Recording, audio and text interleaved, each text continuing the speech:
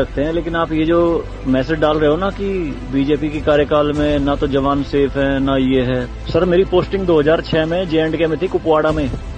वहां पे बॉर्डर पे एक रूल था, no first fire no more than 11 NM, यानी कि जब तक पाकिस्तान की तरफ से एक भी फायर नहीं आ जाता तुम कोई फायर नहीं करोगे। नो मोर देन 11 mm मतलब वो हमारे ऊपर RPG चलाएं, मोटरार चलाएं, कुछ भी चलाएं, हम 11 mm से ऊपर का राउंड नहीं चला सकते थे वहां पे। मेरे हाथ पे ओम गुदा हुआ है।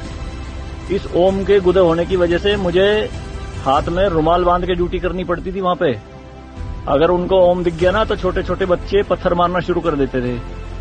और सर श्रीनगर के लाल चौक पे 26 जनवरी के दिन बहुत बड़ा तिरंगा बिछा के जिंदी गाय काटी थी, जिंदी, और जिंदी की खाल उतारी थी सबके सामने, पूरी सेना के सामने। यूनिट खड़ी थी वहां पे पूरी, और चक्कू लहरा के खूब बोलते थे, क्यों भाई हिंदुस्तानी कुत्तो, तुम्हारी माँ है ना ये, देखो क्या हाल करेंगे इसका हम।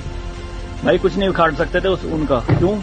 क्योंकि सेंट्रल में गवर्नमेंट गंडवी थी, नपुंसक गवर्नमेंट थी। हमारे सर पे चौकी बना ली थी उन्होंने, जो LAC है ना, LOC, उस पे बिल्कुल वहीं 50 मीटर के दायरे में। और रात में बड़े बड़े स्पीकर पे माइक पे बोलते थे पाकिस्तानी रेंजर्स, अरे अपनी बहनों को एक रात के लिए हमें दे दो, क्या हुआ हिंदुस्तानी नपुंसको, चलाओ गोली। कुछ नहीं कर सकते थे उनका। 2014 में जब गवर्नमेंट चेंज हुई तो सेना अध्यक्ष बिपिन रावत साहब जब उनसे मिले तो उन्होंने बताया कि बॉर्डर के हालात खराब है सर, छूट नहीं है जवानों को कुछ भी। तो PM मोदी ने कहा था कि छूट मेरी तरफ से पूरी है, मैं नहीं जाऊंगा वहां लड़ने, तुम जाओगे। आज की डेट में आप मुझे एक भी चौकी बता दो अगर वहां ढूंढने से मिल जाए। दूरबीन लगा के देखनी पड़ती है पहाड़ों में, वो भी बंकरों में है अंदर, सारी लगा दी उन्होंने तोप उड़ा के। शांति काल में आप 155 mm की बोफोर्स टाइप की तोप नहीं चला सकते, यूएनओ का रूल है।